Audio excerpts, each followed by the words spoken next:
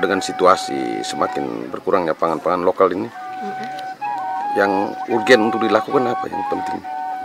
Kalau buat saya adalah mendokumentasikan ya, mendokumentasikan karena begitu pengetahuan itu hilang, maka hilang sudah budaya mereka, identitas sosial mereka sebagai masyarakat Saga atau masyarakat adat yang lain.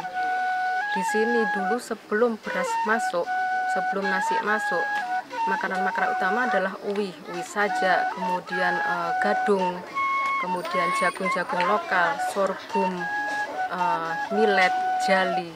Itu dulu yang ditanam di ladang-ladang mereka. Dan kemudian hilang, dan sekarang mereka bergantung pada beras. Nah, saya nggak bisa membayangkan ini ya, ketika pengetahuan tradisional hilang, di mana pengetahuan tradisional itu dimiliki oleh para tetua-tetua.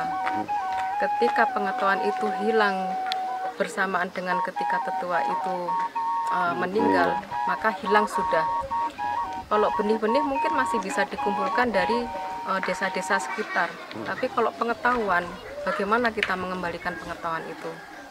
Itu dulu. Jadi pengetahuan dulu dikumpulkan, ini yang sedang kami lakukan, didokumentasikan dulu.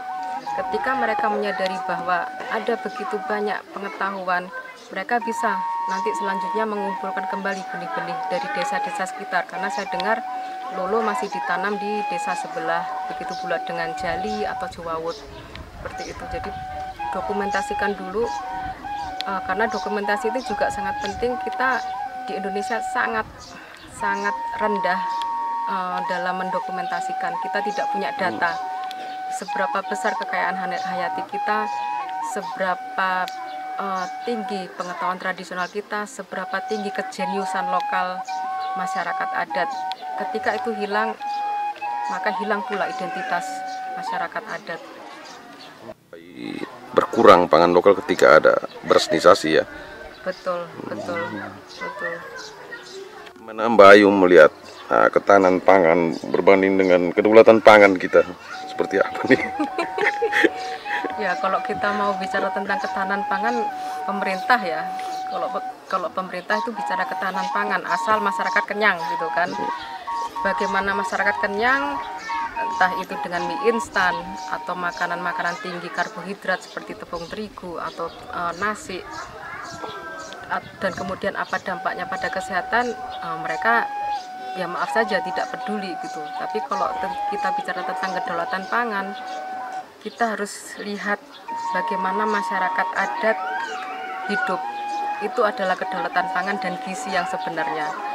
Saya kemarin dari hari pertama itu motret makanan yang saya makan setiap hari, dari sarapan, makan siang, makan malam, sangat berwarna-warni. Nasi hitam, nasi merah, kemudian dicampur dengan kacang merah, kacang hitam, dicampur dengan jagung. Kemudian sayur-sayurnya itu ada sayur yang hijau, ada kacang panjang ungu. Itu kalau dari ilmu gizi itu makanan yang seimbang, yang luar biasa, yang sehat gitu. Kita tidak usah ngitung masalah kalori, tapi kita bicara tentang keragaman pangan. Dari keragaman pangan itu sendiri sebenarnya kedaulatan gizi sudah bisa dicapai, dan itu yang dimakan masyarakat adat sehari-hari gitu. Jadi jauh sekali antara ketahanan pangan dan kedaulatan pangan, karena kedaulatan pangan berpijak pada budaya masyarakat, alam masyarakat, apa yang mereka tumbuhkan yaitu yang mereka makan. Mereka tidak makan dari luar gitu, sumber-sumber luar.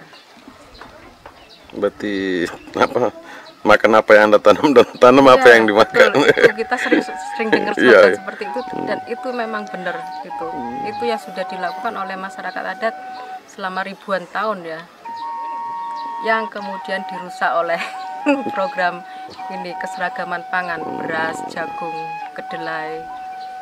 Lokal sendiri dan termasuk juga tanaman dari tanaman liar ini, apakah mengandung nilai gizi yang baik?